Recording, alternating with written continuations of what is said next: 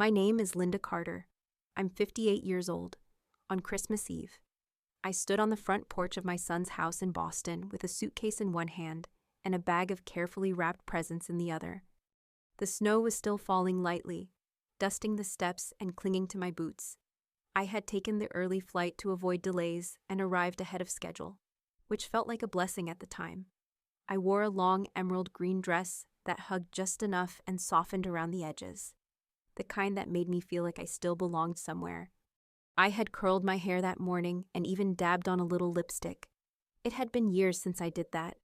I imagined the smell of cinnamon and turkey, wrapping paper flying, and tiny arms reaching for a hug. From the sidewalk, I had admired the twinkling lights in the windows.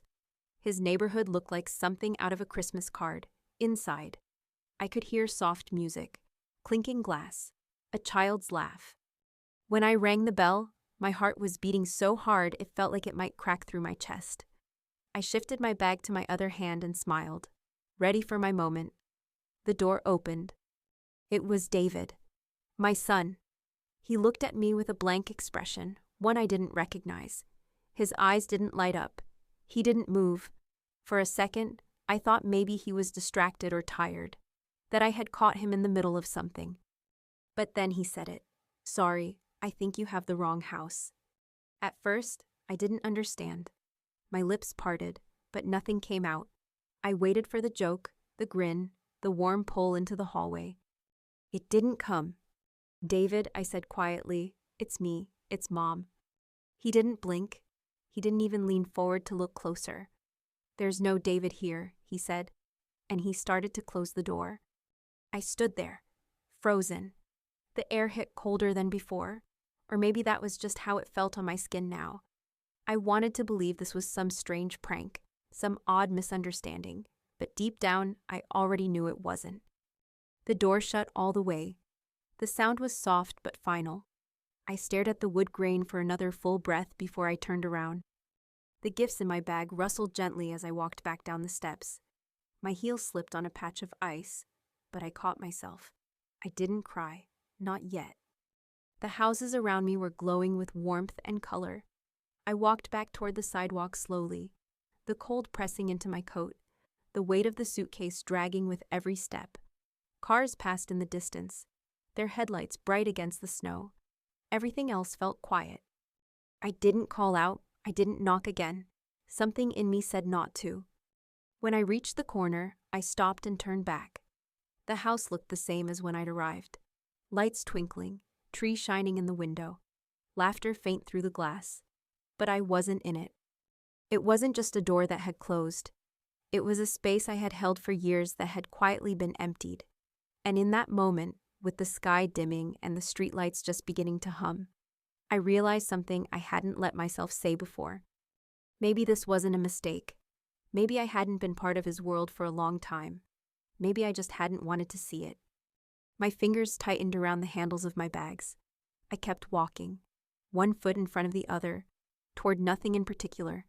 I didn't know where I was headed yet. I just knew I couldn't stay there. Not after that.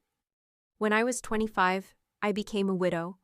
One minute I was kissing my husband goodbye on the front step as he left for work, and the next, I was holding the phone with shaking hands, listening to a stranger tell me there had been an accident. A drunk driver, they said, fast. No time to react. And just like that, he was gone. David was 15, tall for his age but still soft around the edges. Emily had just turned 13 and still kept a pink stuffed bunny under her pillow at night. That day, I didn't just lose a husband. I lost the other half of the plan, the person I was supposed to lean on when things got hard. We were living in a modest house in a quiet part of Connecticut. Nothing fancy, but it had a yard and a creaky porch swing the kids loved. After the funeral, I sat at the kitchen table late into the night, going over the numbers. His life insurance barely covered the burial. There was no savings account, no hidden stash to fall back on. I had a nursing degree and a job at the local hospital, but it wasn't enough. The mortgage alone would eat half my paycheck. So I sold the house. We packed up our lives into cardboard boxes and moved into a small 2-bedroom apartment near the hospital. The kids shared a room. I took the smaller one and made it work. I started picking up extra shifts, nights, weekends, holidays. I worked through Christmas 3 years in a row. I learned how to fix the toilet with YouTube videos and how to stretch a grocery list to feed 3 people for 2 weeks. I skipped meals sometimes and told the kids I'd already eaten at work. Our car was an old Ford sedan with a dented bumper and a cassette player that never worked. I learned to change the oil myself and kept duct tape in the glove box in case the rearview mirror came loose again. That car ran for 12 years. I named it Lucky, mostly as a joke, but also because somehow it never quit. When Halloween came, I pulled old fabric from the back of the closet and sewed costumes by hand. One year, David was a robot made out of cereal boxes and tin foil. Emily was a butterfly with wings I cut from an old bedsheet and painted with food coloring. They never complained. There was a winter when the heater broke, and I couldn't afford to fix it until January. We lived in layers, doubled up on socks, and made hot cocoa every night to chase the cold from our bones. The kids laughed and called it our camping adventure. I cried in the bathroom when they weren't looking. I packed lunches every school day: peanut butter sandwiches, apple slices, carrot sticks. On Fridays, I slipped in $1 so they could buy a cookie or juice from the cafeteria. I wrote little notes on napkins, things like good luck or I'm proud of you. Sometimes I drew hearts or silly doodles to make them smile. When Emily joined the middle school orchestra, she wanted to play violin.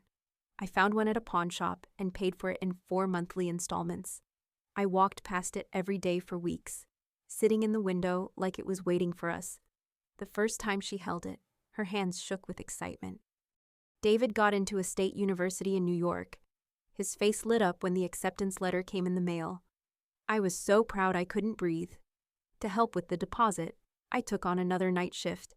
I barely slept that spring, but when we dropped him off at the dorms, I stood tall.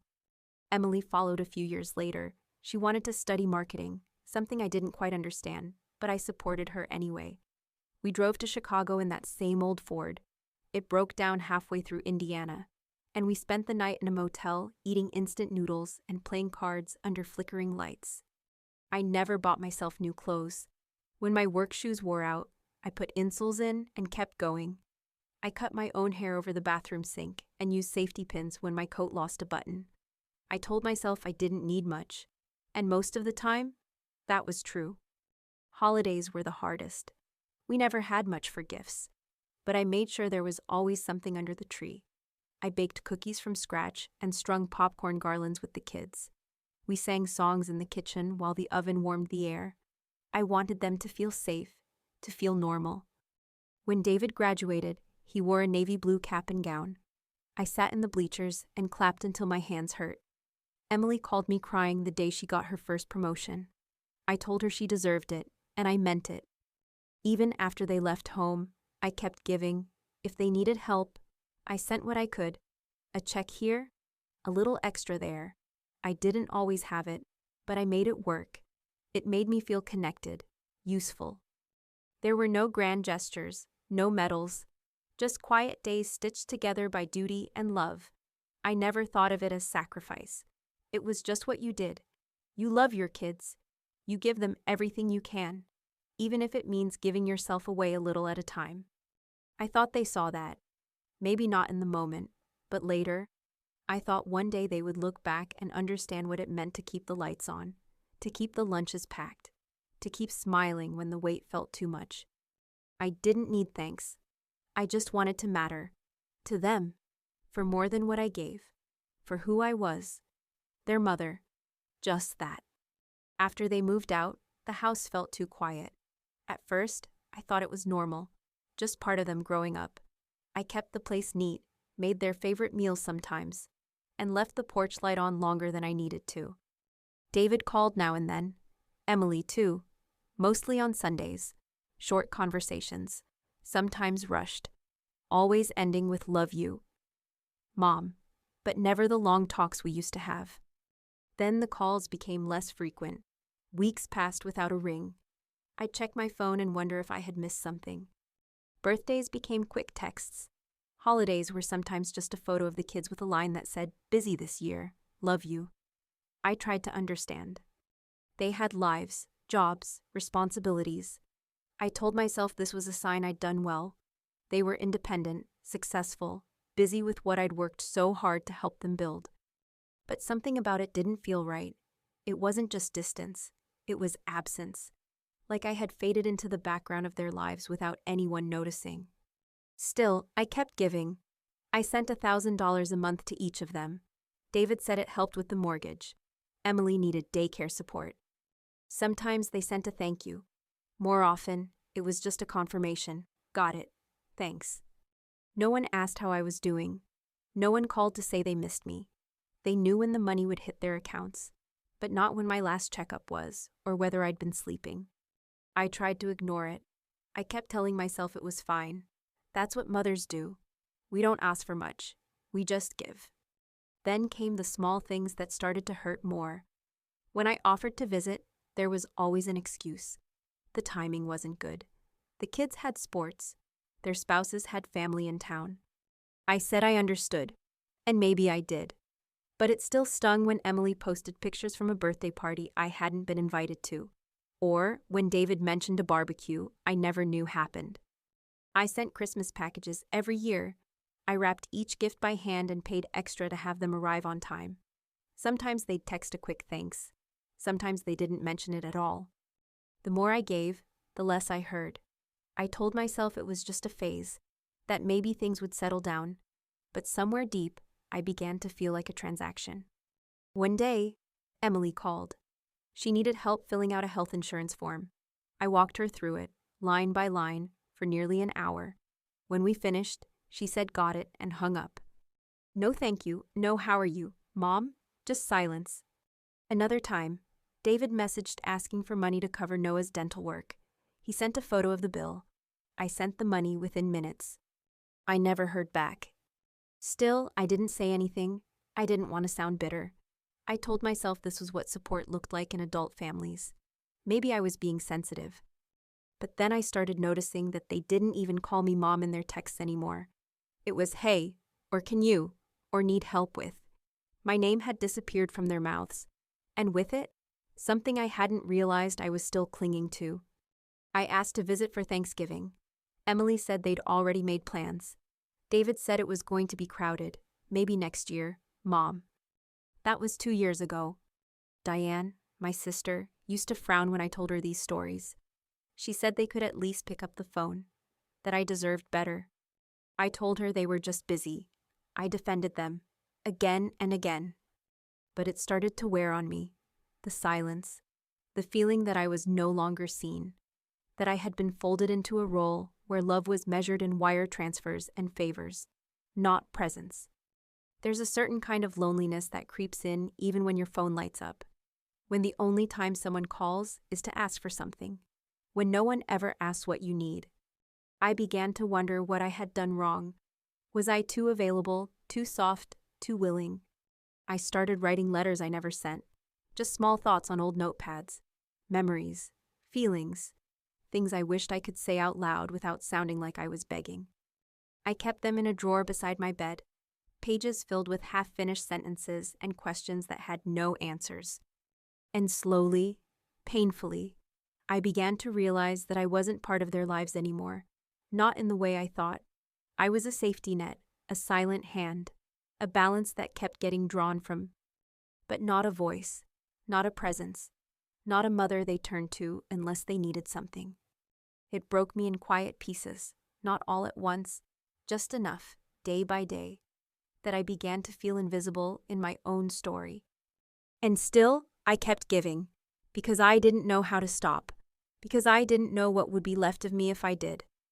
It was the first week of December when I picked up the phone. I sat at the kitchen table with a mug of tea, watching steam curl into the quiet. I told myself it was just a question, just a call, no big expectations. I dialed David's number and waited, heart tapping against my ribs. He answered on the third ring. His voice sounded busy, like papers were shuffling nearby, and he had one eye on something else. I smiled even though he couldn't see me. I said I wouldn't keep him long. I asked if it might be okay for me to come for Christmas this year. There was a pause, not long but heavy. He said Elaine's parents were already planning to come. That space would be tight. I offered to stay at a hotel nearby. I promised I wouldn't be in the way. I said I'd love nothing more than to see the kids open their gifts. He told me he'd talk to Elaine and get back to me. Then he hung up. I stared at the phone, not sure if that was good or bad. Days passed. I checked my messages more times than I'll admit. I tried not to hover around my phone, but still left the volume up at night, just in case. Finally, a text arrived. Christmas is fine. Dinner at 3. No hotel needed. You can have the guest room. I read it 3 times. It didn't say much, but it was something. I clung to the fact that he hadn't said no. I booked my flight that afternoon. I found a hotel just in case, though I didn't tell anyone. I didn't want to assume too much. Then I went shopping for a new dress. Nothing flashy, just something soft and warm in a color that made me feel like myself. I chose deep green, like pine trees. It had been years since I bought anything for me. I tried it on twice before bringing it home. I hung it up carefully in my closet, like a promise. I started wrapping gifts early. I picked out puzzles for Noah and a storybook set for Emma, for David and Elaine. I chose candles and a wool throw. I even baked shortbread and packed them in little tins with tissue paper. I wrote notes for each one. Not long, just a few kind words in my handwriting. I imagined sitting on the floor with the grandkids, helping them unwrap toys, watching their eyes light up. I pictured David pouring coffee and Elaine lighting candles while music played in the background. I cleaned my apartment from top to bottom like I was leaving something behind. I made lists of what to pack and what to wear. I wanted to feel prepared. For the first time in years, I felt something warm rise in my chest. It wasn't joy exactly, but it was close. Hope has a way of sneaking in like that. I didn't tell Diane about the trip. I didn't want her to talk me out of it. I didn't want to defend a hope that still felt too thin to hold. I kept thinking maybe this was it. Maybe this was the year things would feel normal again. Maybe I'd be more than a voice on the phone. I told myself not to expect too much. I told myself to be grateful for whatever time I was given. Still, I packed my bag with care and tied ribbons on every gift. The morning of my flight, I woke up early and curled my hair. I put on the necklace my husband had given me the year before he died. I looked in the mirror and smiled softly. I wasn't trying to be anything other than present. I just wanted to belong. For a moment, for a holiday, for something that felt like family again. Christmas morning in Boston was cold and sharp. The snow from the night before had hardened into slick patches of ice along the sidewalk. I walked slowly, careful not to slip, with my gift bag in one hand and the other clutching the strap of my coat. I wore the green dress I'd picked out weeks ago. My hair was curled at the ends, and I dabbed on lipstick in the hotel mirror. I wanted to look nice for the family photos. The closer I got to the house, the faster my heart beat. I tried to steady my breath. I told myself yesterday had been a misunderstanding, nothing more. As I reached the porch, I paused. I could hear laughter and the clinking of plates inside. Through the frosted glass, I saw shadows moving in the dining room. I rang the doorbell and waited, shoulders tight. The door opened a moment later, and there was David. He didn't smile. Before I could say a word, he looked at me with that same flat expression. "Sorry," he said. "I think you have the wrong house." I blinked. My hand tightened around the bag of gifts. "David," I whispered. "It's me. It's Mom." He didn't move. His eyes didn't soften. "There's no David here." Behind him, I caught a glimpse of a beautifully decorated living room. A tree stood glowing in the corner. The table was set with silverware and candles. Elaine stood in the background, her head turned away, arranging food on a platter. She didn't look up. No one else did either. The door closed. I stood there, stunned. My hand hovered in the air a moment longer before I let it fall. I turned slowly and stepped off the porch. My boots slipped slightly on the frozen step, but I caught myself. The wind had picked up, sharp against my cheeks. I kept walking. Down the sidewalk, round the corner, away from the warmth I wasn't welcome in. At the intersection, my phone buzzed. I glanced down and saw David's name. I answered it with shaking hands. His voice sounded casual, even light. Sorry about that, he said. Elaine's parents are really traditional. They don't know about, the financial arrangement. I didn't understand at first. Financial arrangement. Yeah, he said. The support you send? We're just trying to keep things peaceful. It's better if they don't know. I stopped walking. My fingers felt numb around the phone. I said quietly, I don't have a hotel. David, I came to spend Christmas with my family. He sighed like I was being difficult. I can't do this right now. Mom, just give us some space. We'll figure it out later. What did I do? There was a pause. Then, sharper, he said. She thinks the money she sends every month buys her a seat at the table. My breath caught. He hadn't hung up, but I had heard enough.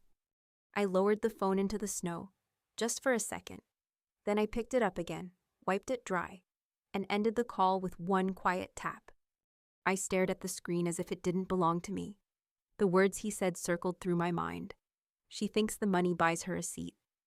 That was what I was now. A check, a deposit, a secret to be hidden. I kept walking toward the main road. The wheels of my suitcase caught in the slush, dragging like an old wound behind me. At the Holiday Inn, I checked in without a word. The clerk gave me a polite smile and asked how long I'd be staying. I said just a few nights. That night, I didn't cry. I didn't pace or ask myself what I could have done differently. I opened my banking app. With calm fingers, I canceled the monthly transfers to David and Emily. It took less than a minute. I sat on the edge of the hotel bed and stared at the stillness around me. No calls, no texts, just quiet. For the first time in years, I felt something I couldn't name. Not peace exactly, but the start of it. Back at the hotel, the hallway was quiet. I let myself into the room and locked the door behind me. My suitcase sat untouched by the wall, the green dress still draped over the chair where I'd left it. I took off my coat slowly and laid it across the bed. The silence felt full somehow, not empty. I moved without rush, without noise, just steady and still. I sat down, opened my phone, and tapped into the banking app. My fingers didn't shake. I scrolled to the automatic transfers, the ones that had been running for years. One to David, one to Emily, $1,000 each, every month, like clockwork. I pressed cancel. A confirmation popped up. Are you sure? Yes. It was done in under a minute, less than 60 seconds, quicker than boiling water, faster than brushing my teeth. I sat back and let the silence settle around me again. It wasn't angry. It wasn't sad. It just was. For 33 years, I had defined myself by what I gave. The meals, the nights, the money, the understanding, the quiet.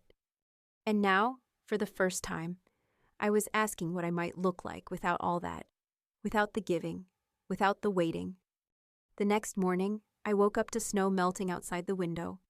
Sunlight spilled across the hotel floor. I pulled on a sweater and walked to the cafe around the corner. The barista smiled when I asked for a cappuccino. I added a breakfast sandwich to the order. I sat by the window, watching people walk past with scarves and red cheeks. The coffee was hot, strong, just slightly sweet. I didn't rush. I didn't check my phone. It buzzed once, then again, then again. I turned it face down and kept sipping. Later, I opened my tablet and tapped the travel folder I'd been building for years. Pages of bookmarked places I'd never been. Photos of temples and beaches.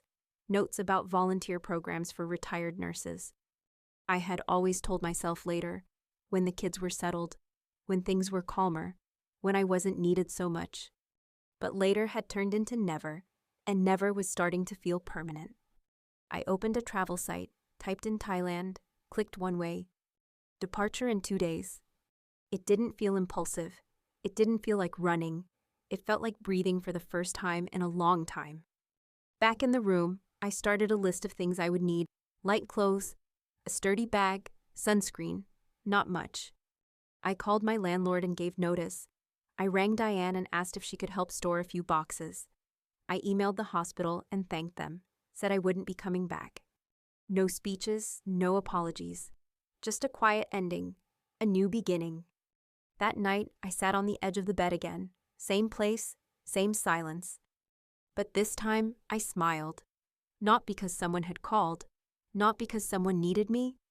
I smiled because I was finally starting to need myself. He showed up the next morning.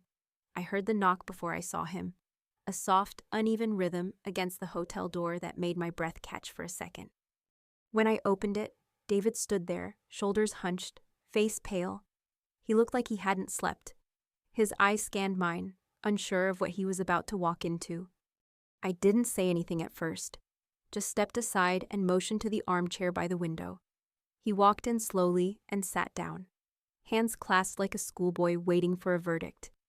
I stayed standing. I wanted to feel my feet on the ground. I needed the air to stay clear between us. "You've caused quite a panic," I said, folding my hands in front of me. He looked up at me, maybe searching for softness, familiarity, something he could lean into. What he found was someone different, someone who had stopped explaining, someone who had stopped hoping for the same conversation. He started to speak, but I lifted my hand gently. "I'm not angry," I said. "I'm clear." His mouth opened again, then closed. He nodded once, like he didn't know what else to do. I sat across from him, slowly, not because I needed to calm down, because I didn't want to rush this. I told him I had canceled the transfers, that I didn't plan to resume them. He looked stunned. I said it wasn't about punishing anyone. It was about recognizing something I had refused to see for far too long. That love, when it's only one-sided, starts to rot. I told him I had spent 33 years giving and waiting. I had mistaken that for connection, for loyalty, for being needed. What I had really been was convenient, invisible, until the money stopped. He started to say it wasn't true, that I was being unfair, that I didn't understand how stressed they were. I nodded. I said I did understand. I had lived in stress for most of my life. I had raised 2 children through it, alone, without ever turning someone into a ghost to cope with it. He said things had gotten complicated. Elaine had strong opinions. He was caught in the middle, that sometimes it was just easier not to explain things. I said I wasn't angry about the truth. I was hurt by the lie. That being easier to hide than acknowledge was the kind of wound that doesn't bleed, but festers. He looked down at his hands. I let the silence stretch. Then I said the thing I had rehearsed only once. I told him I was leaving, not from Boston, from this role, this version of myself that existed only to be drawn from. He looked up, alarmed. "Leaving." I nodded. I had booked a one-way ticket. I had cleared out my apartment. I was going to Thailand. I didn't need permission to go. I just needed to start. He asked if I was sure, if I had thought it through. I smiled, not with joy, but with knowing. I told him I had thought of almost nothing else for years. I just hadn't given myself permission until now. I said I loved him. That had never changed. But love doesn't mean staying where you're not seen. I told him he was free to live however he wanted, but I was also free to decide how much of that life I would orbit. He blinked, then asked if we could talk again soon, try to fix things. I said maybe. I said the door wasn't locked, but I wouldn't be the one knocking. When he stood to leave, he looked unsure, like the rules had shifted and he didn't know where to put his feet. I walked him to the door. He paused before stepping out and asked one last question. "What are you really doing?" I looked at him and answered quietly, "I'm starting over, with myself." Then I closed the door and exhaled, and for the first time, the air felt like mine. The airport was quiet that morning. I checked in early, passed through security without much fuss, and found a seat near the gate. My suitcase rested beside me, half full with clothes and a folded itinerary I hadn't memorized yet. Outside the window, the sun was rising slow and pink behind the glass. People bustled past, dragging bags, balancing coffee cups. I sat still, watching it all, heart calm for the first time in a long while. When they called for boarding, I stood, picked up my things, and moved with steady feet. There was no second guessing, no heaviness in my chest. The plane was nearly full. I tucked my coat into the overhead bin and slid into my seat by the window. I pressed my forehead lightly to the glass as the engine hummed to life. As we lifted into the sky, I thought of the years behind me, of Halloween costumes made from old sheets, of late night shifts, of mornings when I ate toast so the kids could have eggs. I thought of birthday cards never answered, of phone calls cut short, of long weekends I spent alone, telling myself they were busy, that it was enough to be remembered eventually. I loved my children. That hadn't changed, but somewhere along the way, I had disappeared from my own life, and now I was stepping back in. I didn't know what Thailand would bring. I didn't have a long list of plans, just a quiet promise to explore what it felt like to be free. For the first time in decades, I was moving towards something just for me, not as a mother, not as a provider, just as a woman who still had living left to do. The plane tilted gently, breaking through clouds into soft light. I closed my eyes and let myself breathe in that stillness. There was no guilt sitting beside me, no obligation calling my name. There was just peace, and peace, I had come to understand, doesn't shout, it doesn't demand. It waits quietly, like morning sun on a windowsill, until you're ready to notice it. As the seatbelt sign turned off, I reached into my bag for a notebook. I opened it to a blank page and wrote just one question. What would your life look like if you stopped asking for permission to live it? I tore out the page and held it in my lap, not to reread, just to feel the weight of the words. Somewhere over the ocean, I smiled, not because everything had been fixed, but because I had finally stopped waiting to be chosen. I had chosen myself,